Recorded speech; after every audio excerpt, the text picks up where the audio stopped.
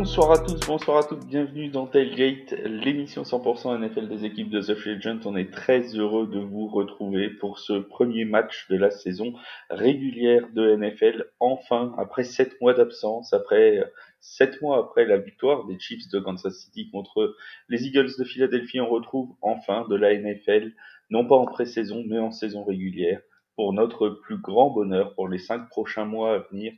Toutes les semaines, nous serons là le jeudi à 21h, le lundi à 21h et le dimanche à 17h30 pour vous faire vivre au mieux cette saison 2023. Pour m'accompagner pendant toute cette émission, Seb qui est avec moi. Salut Seb, comment ça va? Salut Flav, salut à tous nos free agents, ça va très bien, je te remercie. Et Yaya qui est fidèle au poste. Salut mon Yaya, le sophomore de l'équipe. Et oui, salut à tous les agents libres, salut Flav, salut Seb.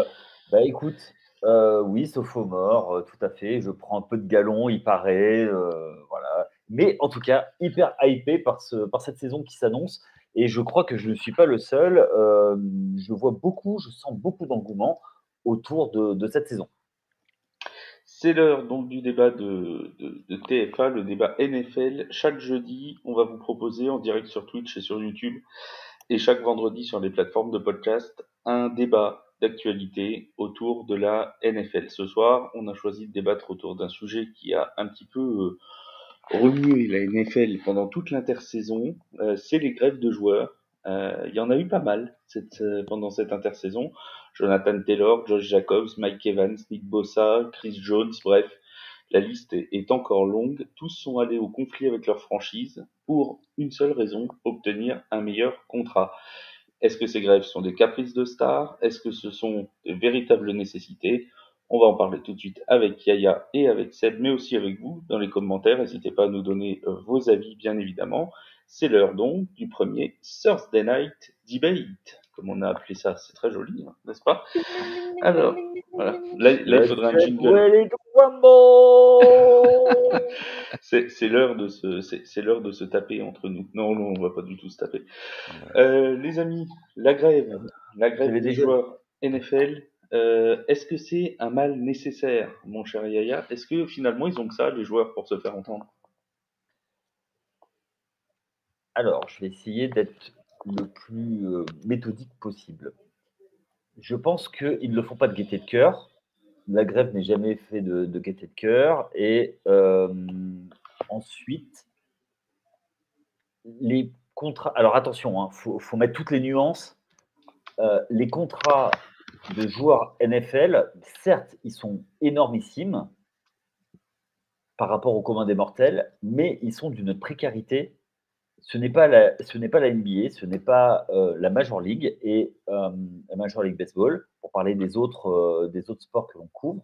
Le hockey, je sais un petit peu moins, où tu peux te faire couper, où très peu de contrats sont garantis. C'est-à-dire que quand on annonce des sommes, très très peu sont les vraies sommes qui vont toucher. Il y a beaucoup d'incentives, il y a beaucoup d'astérix dans les contrats.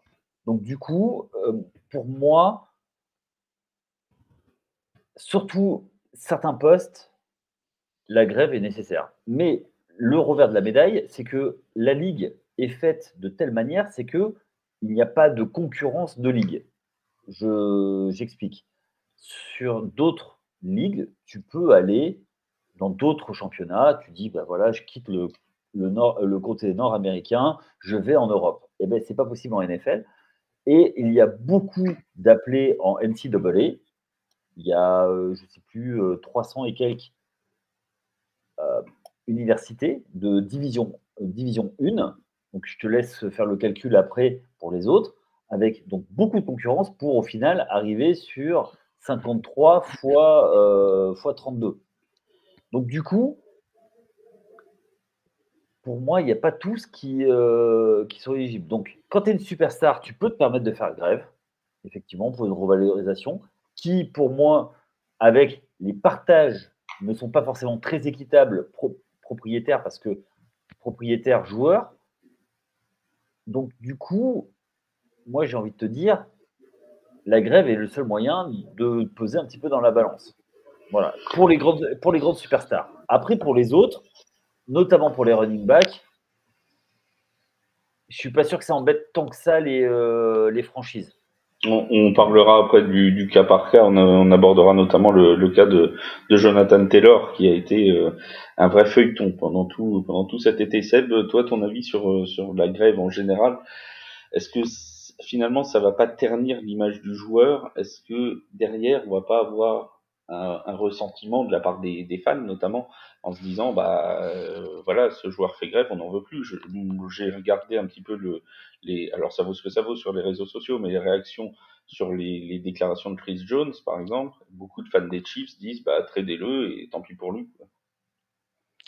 Ouais, le cas de Chris Jones, il est un petit peu, je trouve. Enfin, tous les cas qu'on va aborder, je trouve que celui de Chris Jones et celui de Jonathan Taylor, ils sont très intéressants. Mais de façon plus générale, faut pas oublier que ce monde-là, le monde du sport professionnel et en particulier du sport professionnel américain et en particulier de la NFL, c'est le monde le plus libéral que l'on puisse imaginer et c'est un monde qui n'est fait que de rapports de force et pas seulement sur le terrain. Et cette arme de la grève, Yaya avait un point très juste, cette arme du hold-out, elle va surtout marcher pour les stars. Alors est-ce que ça va ternir leur image? Peut-être. C'est arrivé, c'est arrivé, déjà par le passé, hein, Le'Veon Bell, souvenez-vous, voilà, le type il fait un hold-out, il fait la tête pendant toute une saison, puis il va se faire signer ailleurs et puis ça marche pas et puis voilà. Mais au fond et il a exprimé des regrets là-dessus, certes, mais au fond du fond, je pense que les joueurs s'en soucient pas plus que ça. Ce qui leur importe, c'est d'être payés parce qu'on est dans une discipline dans laquelle ils mettent leur corps en danger, dans lequel les carrières sont courtes en général. C'est pas parce que vous avez quelques exceptions de quarterback ou de running back qui vont jouer 12 ans que c'est la règle. Et ils savent que ça peut s'arrêter du jour au lendemain. Les contrats sont extrêmement précaires, certes, même si les sommes sont importantes. Quand on annonce la somme totale d'un contrat, si on en a 3 ans de carrière en moyenne dans la NFL, absolument extensa, c'est le chiffre pour tout poste confondu. Excuse-moi. Extanza, c'est Jordan dont j'ai parlé tout à l'heure, qui est contre moi en fantasy. Donc, on lui souhaite beaucoup de défaites et peu de points. Voilà, l'esprit sportif, hein, le fair play. Oui. Donc voilà, La dans le fond classe, du la fond, classe. la classe. Dans le fond du fond, je pense qu'ils s'en moquent. Ce qui leur importe, c'est d'être payés et ça vaut être un sport collectif. Au bout d'un moment, c'est chacun pour soi. Après, Ça, c'est le sport professionnel, j'ai envie de te oui, dire. mais exactement. Quand Ça tu es devient, dans ça un, devient quand que le tu milieu. dans un vestiaire, j'ai jamais vu un seul vestiaire où il n'y a pas eu, pendant la saison, une bagarre parce que il y a les remplaçants qui veulent être sur le terrain, il y a ceux qui sont sur le terrain qui veulent pas que les remplaçants prennent la place et ça monte en épingle. Micah Parsons, qui est un des meilleurs joueurs, s'est battu pendant tout le training camp avec les joueurs. Bon, d'un autre côté, c'est Dallas et son univers impitoyable, mais quand même. Oui, mais ça va avec le milieu général du Oui, sport pro hyper compétitif et à très haut niveau. Donc, au bout du compte, et puis ça vient aussi, alors pas le fait de se battre avec ses coéquipiers, je parlerai pas de professionnalisme, non, mais ça vient avec le fait aussi de gérer sa carrière. Et puis, à la limite, c'est peut-être même dans la culture du truc, tu vois, au bout du compte de dire ben voilà, je suis pas payé, je m'assois et puis j'attends. Mais une fois de plus, il y a des particularités sur chacun des cas qu'on va voir qui sont tous très intéressants. Et d'ailleurs, on va commencer par Nick Bossa, parce que Nick Bossa, hier, lui, il est allé au bout de sa grève, il a terminé sa grève, le joyeux Nick, puisqu'il est reparti avec un petit contrat de 5 ans et 170 millions de dollars, qui en font le défenseur le mieux payé de l'histoire de la NFL. Autant dire, Seb, toi qui es fan des 49ers, je vais te donner la parole en premier, forcément, une grève plutôt concluante pour Nick Bossa. Oui, et puis surtout une conclusion qui m'a permis de respirer un bon coup, même si j'étais assez confiant. Parce que, alors, même si sur la communication lors de ce genre d'événement, ça peut être de l'enfumage, des deux côtés, en particulier du côté des Niners, les déclarations étaient assez rassurantes. Oui, ça prend du temps, mais on va finir par signer, avec même coach Shanahan qui avait déclaré qu'il s'attendait à ce que ça se passe de cette façon. Donc, Moi, j'aurais été plus rassuré si on l'avait su, moi, 2 petites semaines avant, qui est signé, par exemple. Mais oui, lui, il a obtenu ce qu'il voulait. Après, on ne saura jamais, vraiment les coulisses de cette tractation. Est-ce que ça s'est fait, est-ce que vraiment ça a raticoiné sur des astérisques et sur des virgules? Ou est-ce que ça a vraiment été une négociation à la dure? Toujours est-il que le résultat est là, tout le monde a l'air content. Bon après maintenant, je ne dis pas qu'il ne les mérite pas, mais il va falloir aussi que les Niners aient un retour sur investissement, sauf incident ou grosse blessure. Je pense pas que Nick Bossa soit ce type de joueur qui décide de s'asseoir sur ses fesses une fois qu'il a son gros contrat. Ça n'a pas l'air d'être le genre de la maison. Alors, je ne sais plus quel insider avait sorti ça hier, mais d'après ces informations, il y avait 28 des 31 autres franchises de NFL qui étaient prêtes à mettre le montant demandé par Nick Bossa pour acquérir ses services. Autant dire, Yaya, que les Niners n'avaient pas trop le choix de toute façon. Sinon, il aurait trouvé de quoi rebondir ailleurs.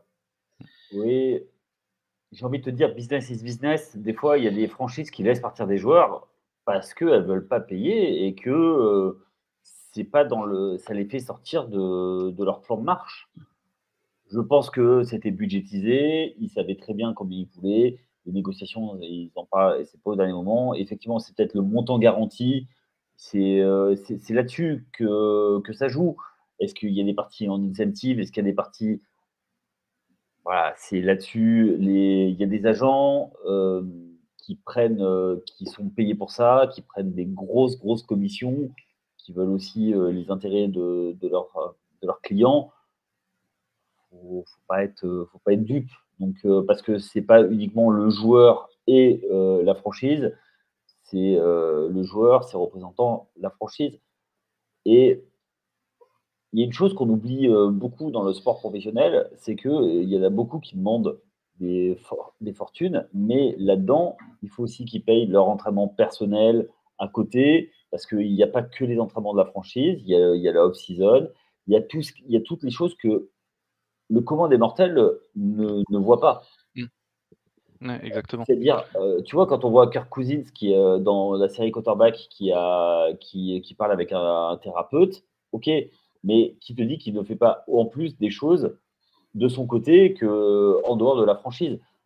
Je vous renvoie juste à un podcast que j'ai fait avec Julien Souton, qui est psychologue du sport, qui prend des athlètes en dehors. Donc là, on sort du cadre du football américain, mais c'est des choses que l'athlète va faire en dehors sur son temps libre, j'ai envie de dire. Tu vois, c'est en dehors des entraînements, tout ça.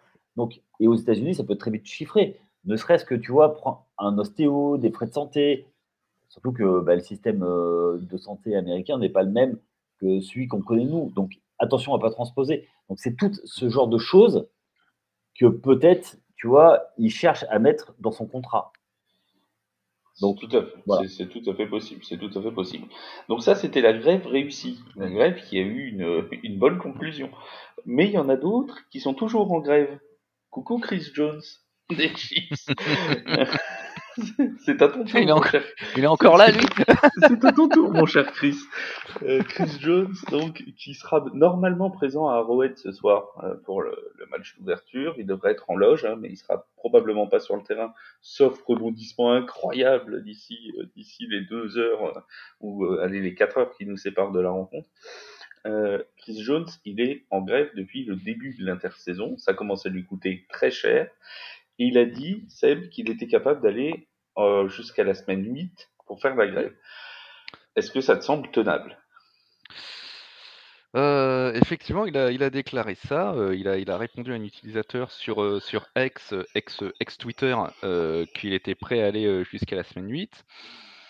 Sa situation, en fait, c'est celle de pas mal de joueurs dans ce type de cas de figure. Il est dans sa dernière année de contrat, un contrat de 4 ans, 80 millions de dollars.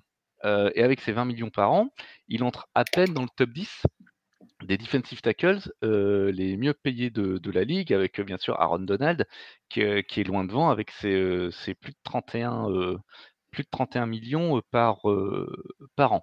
Donc lui, il veut être payé à ce niveau-là. Il estime qu'il les vaut. Chris Jones, c'est quand même 15 sacs et demi la saison passée. Sur ce point-là, je peux pas lui donner tort.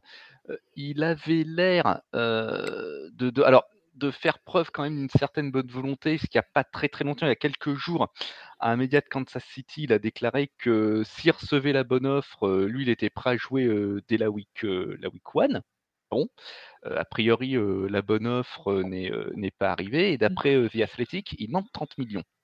Alors, effectivement, il y a eu un précédent à Kansas City il n'y a pas si longtemps que ça, c'est Tyreek Hill qui avait fait la même chose, et puis ils ont choisi de le trader à Miami. Bon. Brett Veach, qui est le general manager, le directeur général du club, prétend que le club n'a pas l'intention d'agir de la même façon, et notamment que le trade de Tyreek Hill, c'était dû à l'anticipation de cette situation avec Chris Jones. Ça va toujours mieux en le disant, et ça fait pas de mal de le dire une fois qu'on est au pied du mur et que les événements sont passés. Je suis pas sûr que le club et le joueur soient dans l'impasse. Mais ouais, la situation pourrait durer avec dans l'absolu Chris Jones qui fait une saison blanche. Tu le vois, toi, Yaya, pouvoir faire une saison blanche, Chris Jones? Il ira jusqu'au bout?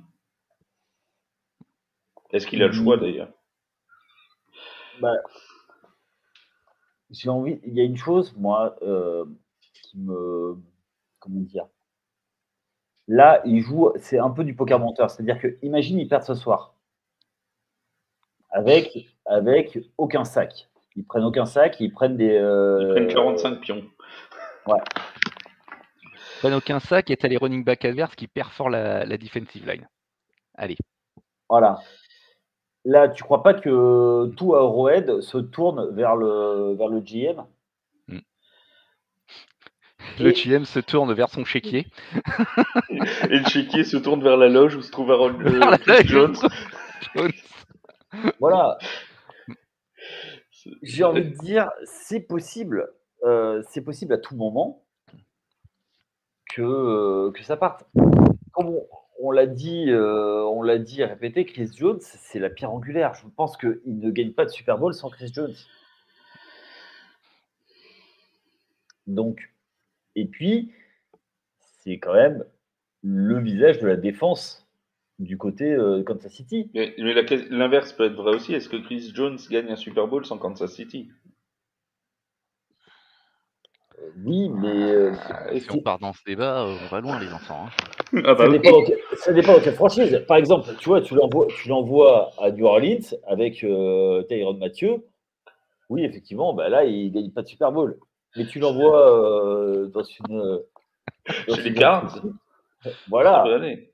Voilà, Ouais. bah, tout à fait. Ça peut aller. Moi, j'ai envie de dire, les trades, ça se fait pas beaucoup en NFL. Il n'y a pas la culture du trade comme en NBA, comme en hockey. Il n'y a plus la culture du. Et encore, ça a été pire bien avant, dans les années 90, quand il y avait le plan B, etc. Oui. Il y a une free agency. Maintenant, il y a une free agency. Enfin, maintenant, depuis 30 ans, il y a une free agency, quoi. Voilà, tout à fait. Mais il n'y a pas de trade comme en NBA où le mec, au cours de saison, bah, allez, tu prends tes affaires, tu vas. Par exemple, tu as envie de le punir. Voilà, il y a un truc, hop, tu le punis. Allez, va chez les Cards, quoi, tu vois. Oh, t'es vache. Ou chez les Colts, enfin, choisis. Tiens, en parlant des Colts, Jonathan Taylor, la transition est toute trouvée. Merci. T'as vu un peu? Bravo, quel professionnel, quel duo de professionnels, je suis époustouflé. Ah, c'est une passe de Manning, là. On n'a pas précisé lequel, mais c'est une passe de Manning. Oui. D'ailleurs, et soit dit en passant, je vais juste faire sur les réseaux sociaux, aller voir les vidéos du casting pour être le 3e Manning avec les 2 frères Manning. Ils sont hilarants. Ouais. Hilarants. C'est très très drôle. Voilà, c'était la petite minute pub pour Manning. Et si jamais vous êtes un quarterback et que vous voulez être sur Netflix, sachez que Peyton Manning cherche des quarterbacks pour la saison 2. Donc n'hésitez pas à poster votre candidature, même si vous jouez, je ne sais pas où, en Régional 3. Hein, n'hésitez pas. À Paris, Zach? Voilà, Zach Edwards, peut-être des mousquetaires fera la saison 2, on verra. Nous en sommes pas là. Jonathan Taylor. Alors, Jonathan Taylor, c'était les feux de l'amour, hein, tout l'été.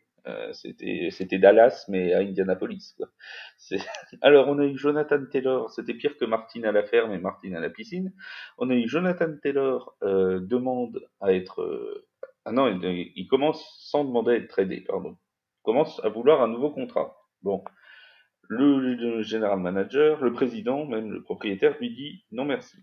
Du coup, il demande à être tradé. Ce à quoi le président dit non merci. Ensuite, il y a une histoire de vraie fausse blessure. Finalement, on veut bien le trader, mais au prix que les Colts demandaient, personne n'a mis le prix demandé. Toujours est-il que Jonathan Taylor, pour l'instant, est toujours chez les Colts d'Indianapolis. Est-ce que c'est une situation qui a été bien gérée, Yaya? Bah, à la Colts, j'ai envie de te dire. On salue nos amis des Colts. Alors, il paraît qu'il y a des fans des Colts, oui, en France. On les cherche. Eh ben Max, il vient de me dire qu'il était fan des Colts. Oh, ah ben ça c'est intéressant. Voilà. Oui. Oui. Voilà. Non, mais sur le cas Jonathan Taylor, quelle est l'issue de ce cas-là? Est-ce qu'ils vont le trader finalement au mois d'octobre, novembre, la trade deadline? Est-ce qu'ils vont le garder toute l'année? Comment ils vont s'en sortir de cette affaire? Alors, dans le chat, il y a juste Jordan qui nous dit j'ai un maillot des Colts. Alors, déjà qu'il est fan des Falcons, si en plus. Mais il cumule cet homme-là, mais il cumule. Mon En Dieu. fait, il est fan des fan Colts. Ah oui, c'est ça, oui. Ça doit être ça. Donc, Jonathan Taylor, on s'en sort comment de cette affaire, mon Yaya? C'est une situation perdant-perdant. De toute façon, les Colts, ils ont rien à perdre à pas le payer, puisque eux, ils ont décidé de bâcher la saison. Enfin, dès le début, Oui. avant même le début de la saison, ils ont décidé de la bâcher. Donc, ils vont peut-être gagner quoi 4 matchs. Ça change quoi d'avoir Jonathan Taylor ou pas? Donc, ils vont pas le payer. Comme ça, ils font des économies de salaire. Et voilà. Le problème, c'est le perdant, là, c'est le joueur. Et on en revient au rapport de force de Sébastien. C'est-à-dire qu'il y a des positions sur lesquelles le rapport de force est défavorable. Et notamment le poste de running back. Les running backs, tu tapes dans un tas de cailloux, tu en as 50 000 qui tombent. T'en as je ne sais combien qui sortent chaque année des rangs universitaires. Et oui. Et c'est en plus un poste extrêmement sujet aux blessures, encore plus peut-être que d'autres. Bien sûr. C'est Jordan, justement, dans le chat qui nous disait la durée moyenne d'une carrière, c'est 3 ans. Quand tu vois qu'il y a des joueurs qui font plus sur certaines positions, notamment, c'est de la chair à canon. Statistiquement, un running back, quand ça atteint 27 ans, ça décline. C'est-à-dire 27 ans en très gros, 5e année de contrat. Comme par hasard, la 5e année la dernière année d'un contrat rookie. Donc oui, c'est de la chair à canon. C'est expendable. C'est devenu négligeable. Totalement. Est-ce que tu penses que Seb, est-ce que tu penses que Jonathan Taylor, si il fait une saison blanche ou presque cette année, après déjà une saison pas reluisante l'an dernier à cause des blessures, est-ce qu'il va pouvoir rebondir quelque part, tout simplement? Tu disais 27 ans, il en a que 24, lui. Il a normalement encore quelques petites années devant lui. Ouais, sans doute. Bon, saison pas reluisante, il fait 861 yards au sol quand même. Alors ça Oui, qui marque mais, dans le sens, il était absent une partie de la saison. Et donc, du coup, je pense que le fait qu'il soit sujet aux blessures joue aussi dans le fait que des franchises vont pas mettre un all-in sur quelqu'un qui vient de faire une demi-saison. Bien sûr, bien sûr. Après, voilà, on sait qu'il y a eu quand même plusieurs offres, notamment des Packers et des Dolphins, mais qui ne matchaient pas. Qui ne matchaient pas les demandes des Colts. Alors je ne sais pas quelles étaient ces demandes, mais peut-être qu'elles étaient. Alors voilà, si leurs demandes sont très hautes, c'est quand même curieux qu'ils ne veuillent pas le payer. Des rumeurs qui sont sorties, ils auraient demandé un premier tour de draft. Ah ouais, quand même, ouais. Ouais, mais alors un premier tour de draft, je suis désolé pour un running back sujet aux blessures qui a fait. Non, ça fait beaucoup. Moi, ça me semble disproportionné. Après, même si les deux franchises ont besoin de running back et ils passent dans une autre dimension avec un running back. Et tu vas trader et tu sais pas ce que tu vas avoir. Tu vois, Ouais, autant c'est prendre un rookie, et parce que ouais. tu trades, mais derrière, ok, mais il faut le re-signer sur plusieurs saisons derrière. Faut le aussi sur et puis une fois de plus, pour ce type de joueur, je pense qu'un first round, c'est même encore jeune, c'est très cher payé. Après, je crois savoir que là, les Colts ont placé, Taylor sur la PUP list, donc Oui. ça veut dire que pour au moins les 4 premières semaines, il se passera rien. Il pourra, à nouveau être échangé, après la 4e semaine, après le 4e match et jusqu'au 31 octobre. Il y a une chose qui est certaine, c'est que la relation entre le club et les joueurs, elle est, irrémédiablement, gâchée. Il y a toujours l'option de le taguer, pour la saison suivante, mais est-ce que c'est vraiment une solution? Je pense pas que ça améliore les choses. En revanche, imaginons que alors la marche est haute, hein. Imaginons Taylor emporte son bras de fer. Il réussit à se faire transférer et en plus à être payé. C'est un fait qui pourrait justement modifier, les rapports de force entre les joueurs, du moins entre les running backs, et les clubs. Mais, la marche me paraît, un petit peu haute, pour ça. L'état du marché des running backs actuellement, le déclin, du marché des running backs ces 10, 15 dernières années, plaide pas en la faveur de cette option. Juste une petite chose, il faut savoir aussi qu'il y a quand même un gentleman agreement sur certaines décisions entre les propriétaires. Oui, certes. On va pas oublier une histoire avec un quarterback, voilà, qui a été. Je vois pas de quoi tu veux parler. On va pas revenir là-dessus, mais un quarterback qui méritait au moins une chance et qui ne l'a jamais eu, parce qu'il mettait le genou par terre. Voilà. Et ça commençait par Colin et ça finissait par Kaepernick. Voilà, Exactement. c'était Et, quelque chose comme ça, ouais, ça me rappelle quelque chose. et il y a eu des enquêtes qui ont démontré Mmh. que c'est la NFL qui a diligenté tout ça. Donc, Puis même entre les clubs, tu as des clubs qui ont plus de poids que d'autres, hein, dans le giron des propriétaires bien et sûr. je suis pas sûr que les Colts, ce soient ceux qui pèsent le plus lourd, si tu vois ce que je veux dire. Donc la situation que j'ai évoquée, elle est vraiment très hypothétique. Ah ben, on connaît Mais c'est pour ça que je trouve le cas intéressant de Jonathan Taylor. les personnes qui ont de l'influence dans la ligue. Ouais. Donc, voilà, Jerry Jones, la famille Mara, la famille Kraft, Kraft, ouais, voilà. voilà, plus même du côté des Niners, voilà. Quoi qu'on en dise, la famille Davis qui a les Raiders sont écoutés parce que c'est parmi les plus vieux, hein, avec la famille Mara. La famille Mara, c'est ceux qui détiennent les Giants. Ils ont, depuis le début, depuis les années 20, ils détiennent, maintenant ils co-détiennent les Giants. Donc c'est une famille extrêmement respectée, très très conservatrice. Donc voilà. Et c'est pour ça aussi que la NFL est beaucoup surnommée la No Fun League, parce que c'est un peu le cartel des papis qui font de la résistance. Ça a toujours, enfin le monde du foot professionnel a jamais été un monde progressiste, hein, de toute façon, faut, Ah ben pas complètement, se leurrer, hein, faut pas se leurrer là-dessus. C'est pas demain que ça va changer. entièrement Alors, d'accord. on a fait Nick Bossa qui a donc réussi à avoir son contrat à la fin de sa grève, Chris Jones qui est toujours en grève jusqu'à on ne sait quand, Jonathan Taylor qui a essayé d'être tradé mais qui n'a pas réussi. Place à Mike Evans. Mike Evans qui lui a mis un ultimatum aux Buccaneers. L'ultimatum se termine dans les toutes prochaines heures puisque il doit recevoir un contrat. Il a dit qu'il signerait juste avant la week 1 maximum. Pour l'instant, visiblement, d'après les informations dont nous disposons à cette heure-là, il n'y a toujours pas de signature pour Mike Evans. Si les Buccaneers ne font pas signer Mike Evans, Yaya, ça me semble quand même une saison très compliquée pour eux parce que je pense qu'il arrivera à rebondir ailleurs, oui. Ah ben complètement. Et Est-ce notamment que peut-être chez toi. Enfin, chez toi, pas à Limoges, hein, mais chez toi. j'aimerais bien, et alors tu sais quoi, je le fais dormir sur mon canapé quand il veut. Surtout mais je pense le faire passer par Orléans en arrivant. Il s'arrête et il va chercher Latimore. Tu vois, il est où Latimore?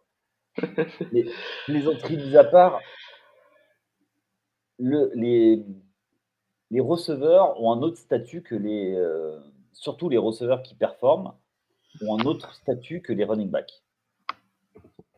Et lui, typiquement, c'est un receveur 1, c'est une denrée très très rare.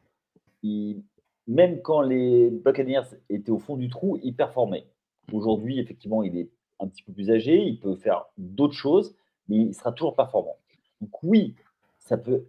Honnêtement, lui, il est candidat au trade. C'est où il signe une extension. Et honnêtement, quel intérêt d'aller, même pour lui, de rester là-bas. Après, trade, il va mettre un sacré coup de boost à qui le reçoit. Et notamment les Giants qui se sont mis en position pour le faire. Seb, toi, est-ce que tu vois Mike Evans rester chez les Bucks ou est-ce que tu penses qu'il n'y aura pas l'argent qui est demandé et que finalement, il va aller ailleurs. Il va Alors aller voir l'argent, si l'herbe est plus verte. l'herbe Loin est de plus la verte, Floride. oui. Ou si le comme billet tout est l'art. plus vert. Voilà, si le billet est plus vert, parce que l'argent, on parle de l'argent. Voilà. Comme disaient les nègres marrons, l'argent appelle l'argent. Alors, j'ai cru lire quelque part, vous me corrigerez si vous avez un chiffre plus exact que moi. Mike Evans, il demanderait 27 millions de dollars. Je suis allé voir le cap space des Buccaneers pour cette année. Alors, je suis pas comptable, hein, mais il est à 4,6 millions. Et c'est pour l'année prochaine, de toute façon. Si une extension. 2023, ils sont à 4,6 millions et ils ont Oui. quasiment 80 millions de dead money, 76 millions de dead money, qui, à mon avis, doit aller dans les poches d'un certain Thomas Brady. Voilà. Et non, pour l'année prochaine, après, pour l'année prochaine, le cap space, oui, forcément, il est élevé parce qu'il y a beaucoup de choses qui ne sont pas. Voilà, parce que si une extension, Mm. elle sera active seulement l'année prochaine. Ce n'est pas dès cette année qu'il sera augmenté. Là, Ouais, mais à moins qu'il restructure le contrat, tout ça. Mais à moins qu'il restructure le contrat, mais ça n'a pas l'air d'en prendre. Le chemin. Alors, je ne vais pas revenir sur ce qu'on a déjà dit sur Mike Evans et notamment lors de nos différents podcasts, on l'a déjà évoqué, joueur largement sous-estimé à notre avis, joueur qui performe toujours, néanmoins, joueur qui commence à prendre de l'âge, je crois que c'est sa 10e saison à Mike Evans, quelque chose comme ça. Oui, quelque chose comme ça, j'ai pas le... Peut-être parce qu'attends, il est sur 7 ou 8 saisons d'affilée à plus de milliards, donc il a toujours été à plus de milliards, je ne sais plus s'il est à 7 ou à 8. Je ne sais plus si c'est 7 ou 8. On vient de nous dire, il a 30 ans, il est né en 93. D'accord, donc il serait sur sa 8e ou 9e saison. Il vient d'avoir 30 ans d'ailleurs, parce qu'il est du 21 août 1993. Ah, mais ceux qui sont nés à la fin août aussi, ben c'est les meilleurs. Qu'est-ce que tu veux? Et là, il va entamer sa 10e saison, effectivement, de NFL. Ouais, exactement, tout à fait, puisqu'il est de 2011 à 2013 aux Aggies du Texas et il est drafté en 2014 par les Buccaneers, donc il va entamer sa 10e saison. Donc, joueur, je mets des gros guillemets à ce que je dis, hein, parce que idem, ce n'est pas dit de façon péjorative, joueur vieillissant. La situation est délicate. À 30 ans, on est encore fringant. Hein. Oui, mais tu es. Enfin, oui, moi je les ai dépassés depuis un bout de temps. Oui, depuis pareil. une petite année. Voilà. Ça fait 15 ans que j'ai 30 ans. Donc, cap space serré. Tampa, il y a de jeunes joueurs, notamment Antoine Winfield Jr., qui vont être free agents la saison prochaine et qui vont demander à être payés. Du côté des receveurs, il y a Chris Godwin, il y a Trey Palmer qui prend de l'ampleur, il y a Russell Gage qui revient. est-ce qu'avec ces éléments-là en place, effectivement, Tampa est prêt à mettre de l'argent sur Mike Evans? Evans, il a posé un ultimatum. Alors, idem, est-ce qu'il ne serait pas intéressant de voir ce qui va se passer pour les Buccaneers lors de leur première journée? Moi, le point qui m'étonne un petit peu, mais bon, après les déclarations d'intention, ça n'a jamais fait de mal, ça a jamais fait de mal à personne. C'est Todd Bowles lors de l'intersaison qui dit que optimiser le rendement de Mike Evans, pour eux, c'est une priorité pour la saison qui vient. Et on se retrouve dans cette situation. Bon, les Bucks, ils vont aller visiter les Vikings ce dimanche. On va voir si l'ultimatum tient toujours ce dimanche et puis ce qui va se passer.